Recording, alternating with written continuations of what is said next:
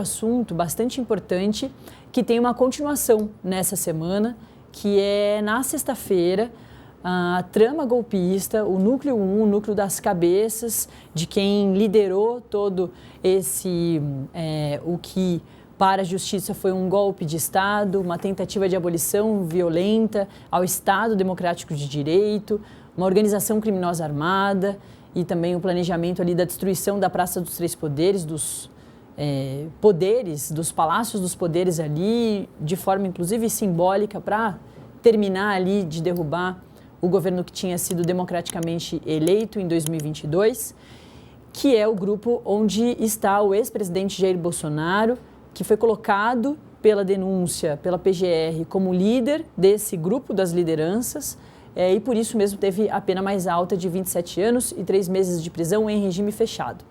Na sexta-feira acontece o julgamento, ou começa o julgamento dos recursos apresentados pelas defesas. Professora, as defesas ainda podem apresentar uma outra leva de embargos, uma outra leva de recursos, mesmo que esses recursos, a gente já tem um entendimento da justiça de que não vão levar a nada, porque houve pouca discordância dentro da primeira turma lá no julgamento em setembro. Mas o processo, o rito jurídico ainda segue. E só quando tudo isso terminar que acontece o tal do trânsito em julgado, que é basicamente quando não tem mais nenhum recurso, e aí sim as penas começam a ser cumpridas, inclusive no caso desses militares envolvidos, também Jair Bolsonaro, devem passar pela justiça militar, né, professora? Sim, Natália, com relação a estes casos envolvendo a tentativa de golpe de Estado, o rito processualístico é exatamente esse.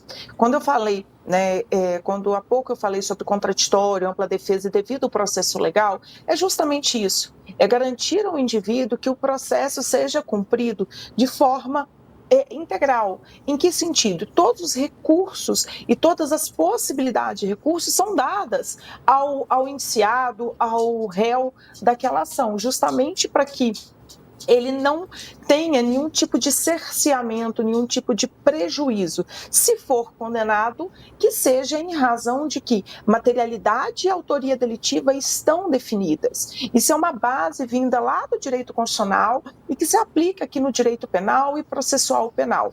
Então, quando a gente fala, em muitos momentos, a gente fala, nossa, mas são muitos recursos, demora muito. Isso é uma necessidade, isso é uma garantia processual. O indivíduo ele tem que ter esses mecanismos justamente para evitar que o julgador, que os órgãos de justiça se valham aí de arbitrariedade, se valham de situações de exceção para simplesmente acusar, julgar, sentenciar e executar uma pena como bem entendem. Então é assim que funciona realmente. Quando os recursos, do ponto de vista processual, acredito que poucas são as chances de haver uma reversão das decisões conforme elas foram prolatadas. Como você mesma disse, a primeira turma foi por quase unanimidade, a divergência veio do ministro Luiz Fux, no seu julgamento. Então, isso acredito difícil da gente ter uma modificação de perspectiva na hora de analisar estes recursos.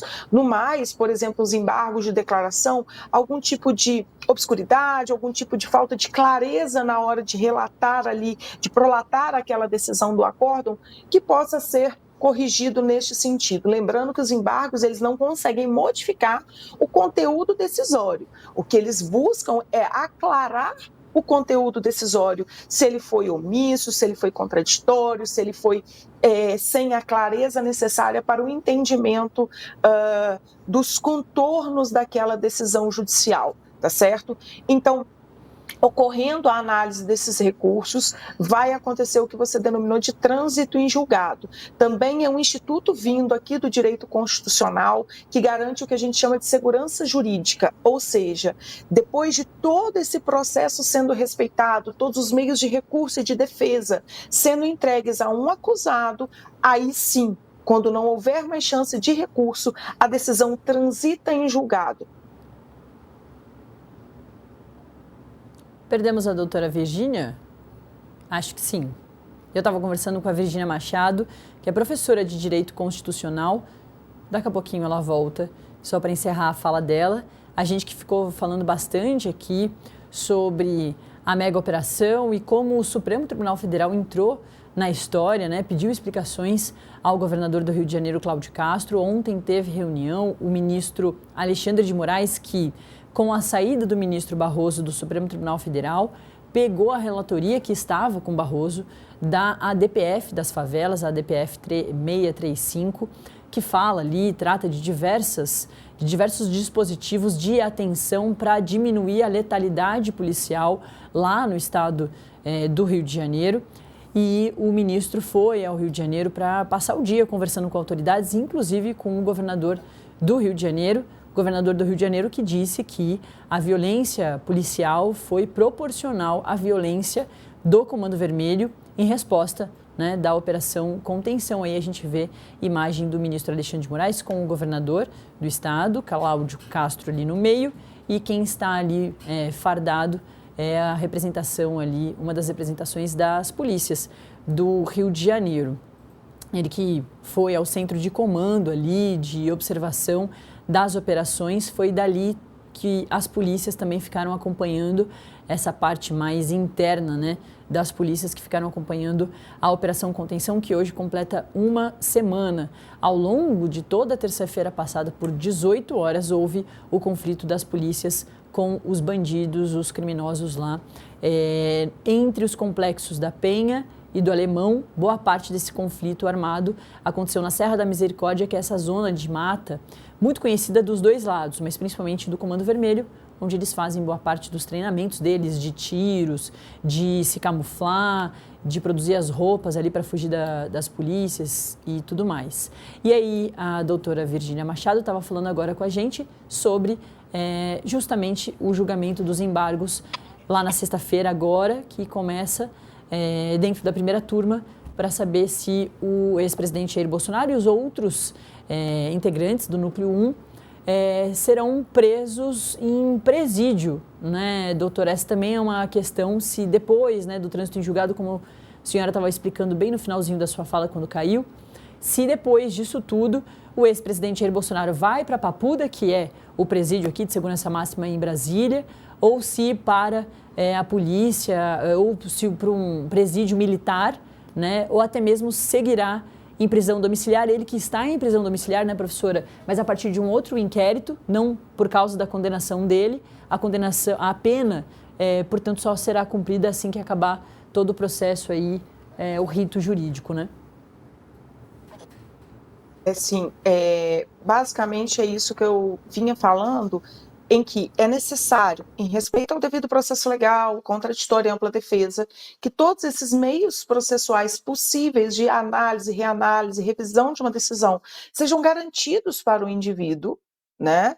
E após, ou porque o indivíduo não recorre, o condenado não recorre, ou porque após ele recorrer, esgotaram-se os meios recursais possíveis para tanto, aí sim ocorre o trânsito em julgado, que é quando aquela sentença, aquela decisão, no caso da trama golpista, é um acórdão, porque é uma decisão colegiada, né, por isso que o nome é acórdão e não sentença, ela transita em julgado. Então, é como se caísse uma pedra sobre aquela sentença, sobre aquele acórdão, e ele não será mais modificado pelas vias recursais dentro do Código de Processo Penal previstas, tá certo? Então, a partir de então, podemos iniciar o cumprimento de pena. Inicialmente, né, quando você fala onde esses indivíduos vão cumprir essa sentença, há basicamente uma análise a ser feita. O ex-presidente Jair Bolsonaro, ele é um ex-presidente da República, né? Então, basicamente, nós precisamos entender a importância e a deferência necessária ao cargo dele. Não dá para colocá-lo para cumprir pena em ambientes comuns, carcerários. Acredito que uma parte do clamor popular fala, não, mas deveria, outra não. Senhores, a gente está falando de pessoa que ocupou o cargo mais importante dentro da República Brasileira. Então, há uma necessidade, talvez, de um local próprio dentro de um ambiente penitenciário, uma sala de estado maior, para que ele venha cumprir essa pena, tá certo?